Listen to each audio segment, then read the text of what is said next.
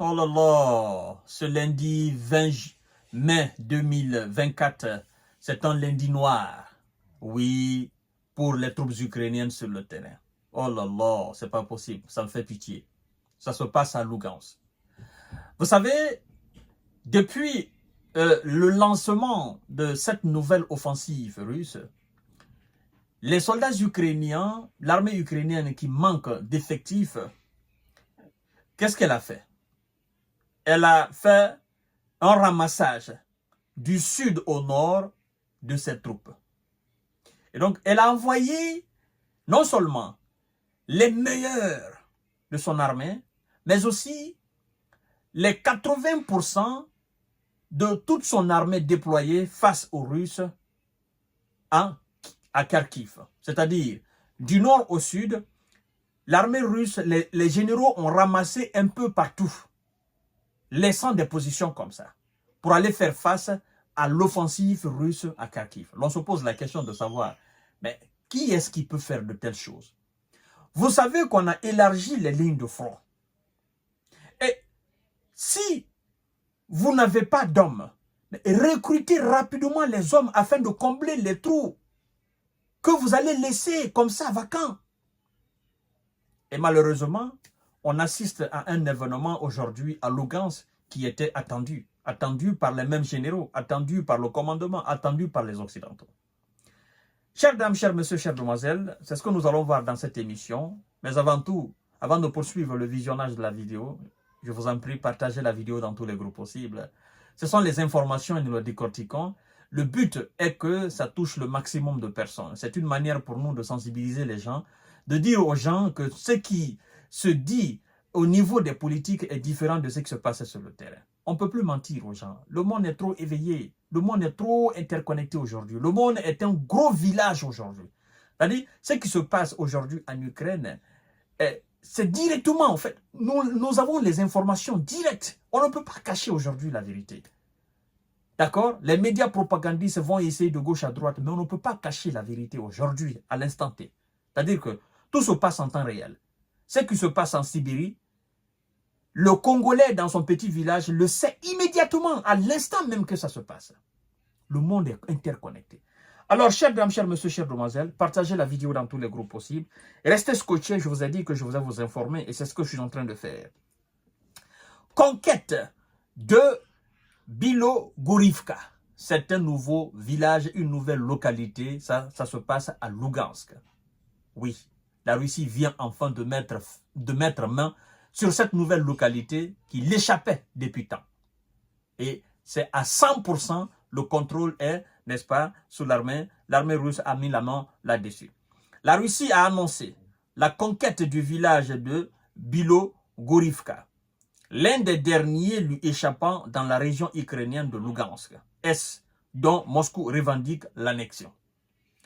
À la suite d'opérations de combat, les unités du groupement de troupes sud ont totalement libéré la localité de Bilogorivka dans la République populaire de Lugansk et occupé des positions plus favorables, a indiqué le ministère russe de la Défense dans un communiqué. Partagez la vidéo dans tous les groupes possibles. Et on dit ceci, l'Ukraine, en manque d'hommes et de munitions, est sous pression sur une très large partie du front. Écoutez très bien, l'Ukraine, en manque d'hommes et de munitions, est sous pression sur une large partie du front. La Russie ayant lancé le 10 mai une nouvelle offensive par le nord, tout en continuant de multiplier les assauts dans l'est, le village de Bilogorivka est situé dans la région de Lugansk, qui est presque totalement sous le contrôle de la Russie. Vous voyez? Alors, ça me fait beaucoup rire quand j'entends des généraux de ci et de là parler de non-percée des lignes de front, des lignes ukrainiennes. Ça me fait rire. Alors, à mon avis, pour eux, la percée majeure serait que la Russie arrive dans la ville de Kiev. À mon avis, c'est ça.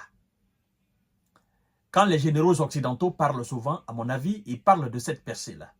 Mais je me dis, si c'est votre souhait alors, que ça se réalise. Parce que les Russes n'aiment pas ce qu'on appelle leur lancer le défi. Ils n'aiment pas les défis. C'est-à-dire, ils relèvent toujours les grands défis. Peu importe la grandeur et la taille du défi, la Russie relève toujours cela. C'est un nouveau village. C'est une nouvelle percée russe. Et ça, c'est pas même à Kharkiv. Ça, c'est à Lugansk. Ça veut dire quoi? Ça veut dire qu'actuellement, les forces russes sont engagées au niveau de toutes les lignes de front. Tel n'est pas le cas des soldats ukrainiens. Parce qu'ils n'en ont pas. On vous a dit tout à l'heure qu'ils sont en manque d'effectifs, de munitions, n'est-ce pas, de systèmes anti-aériens, de missiles, d'obus et d'avions de combat.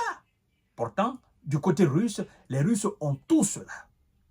Les soldats ukrainiens eux-mêmes vous disent, ils vous disent ouvertement que la Russie a énormément de munitions, qu'elle a énormément de moyens et qu'ils ont toutes les difficultés du monde sur le terrain à faire face à cette armada militaire russe. Mais on est là quand même à les galvaniser en disant « Non, vous pouvez, il faut dire seulement que vous pouvez, l'aide va venir, l'aide va venir. » Imaginez, depuis le mois d'avril passé, on a voté les 61 milliards. Jusqu'à présent, 1 centime n'est pas encore arrivé sur le terrain. Jusqu'à présent. Même un seul obus de ces 61 milliards n'est arrivé sur le terrain. Quand est-ce alors? C'est quand la Russie va finir, n'est-ce pas, de capturer toutes ces villes, tous ces villages. Quand elle va finir de libérer tous ces coins, comme elle aime utiliser le terme libérer, nous allons utiliser le terme libérer. Parce que les Russes ne parlent jamais de capture. Eux, ils disent, nous avons libéré tel village, nous avons libéré telle ville. Et laissez-moi vous dire, mesdames et messieurs, ce que je suis en train d'assister là, ça va prendre du temps que ça va prendre. Parce que vous savez, la ville de Kharkiv, on vous dit que c'est la deuxième importante ville de l'Ukraine. Et d'ailleurs, il faut dire que c'est la première capitale de l'Ukraine, je crois bien, pendant quelle période là. C'est une ville qui a à peu près la dimension de la ville de Paris. Vous comprenez? En termes démographiques, on vous dit que c'est une ville qui regorge, bon, ça c'est avant l'offensive russe, 1 400 000 à 300 000 habitants. Mais aujourd'hui, on ne peut pas parler de ces 1 million et quelques parce que les gens sont en train de fuir. Vous comprenez? Jusqu'à présent, on est en train d'évacuer les gens. Il y a des villages qui se vident complètement de leur substance humaine. Donc, Kharkiv même, la grande ville est en train de se vider petit à petit de sa substance humaine. Parce que les gens ne veulent pas quand même rester là jusqu'à ce que les Russes arrivent. Ils ne veulent pas cela. Vous comprenez? Alors, mesdames et messieurs, moi je dis ceci. Bien que Vladimir Poutine ait déclaré que Kharkiv n'est pas l'objectif actuellement, je sais que ça finirait par tomber. Je sais que ça finirait par tomber. Vous savez pourquoi? Parce que, en tant que les soldats ukrainiens tentent toujours d'atteindre les villes russes ou de lancer des opérations de sabotage avec des drones, machin, la Russie va toujours se donner de nouveaux objectifs. Et, naturellement, l'objectif pour le moment, ils sont autour de Kharkiv. Kharkiv va tomber et ils vont continuer.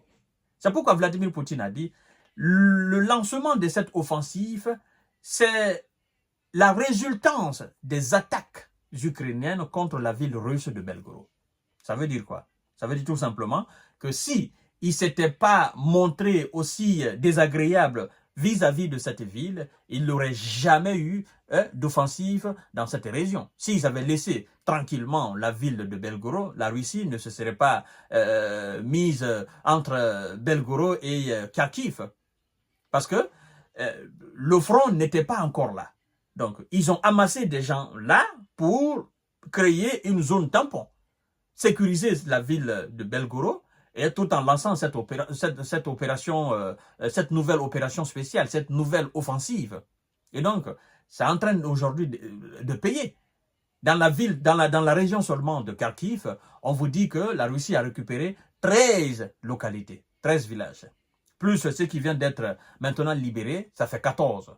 Et donc, comme il continue, Vladimir Poutine a dit, nous continuons. Comme il continue, naturellement, les soldats ukrainiens sont sur le reculoir. Ils vont reculer parce qu'ils ne peuvent pas faire face, parce qu'ils n'ont pas les moyens. Parce que tout ce que les Américains ont dit, jusqu'à présent, ça constitue un mensonge, un gros mensonge. 61 milliards, ils ne voient rien. Ils ne voient ni la fumée, ni la flamme.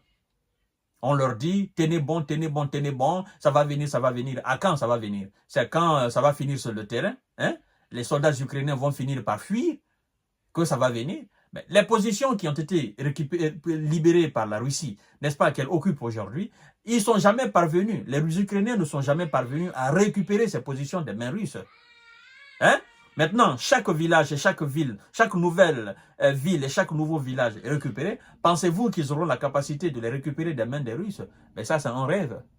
Donc, que les généraux des plateaux de télévision se réveillent, qu'ils tracent les bons plans, s'ils veulent réellement une victoire majeure, alors qu'on donne des moyens et qu'on donne des soldats expérimentés. Point barre.